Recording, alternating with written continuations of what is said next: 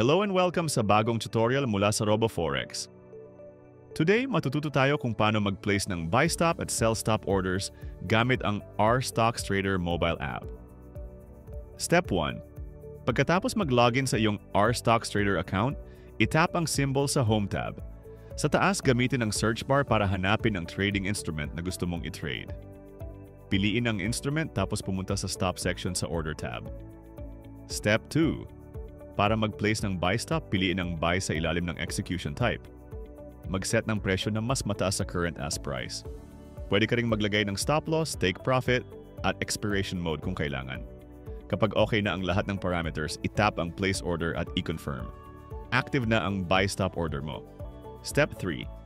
Para mag-place ng sell stop, ulitin lang ang steps. Piliin ang sell at mag-set ng presyo na mas mababa sa current bid price.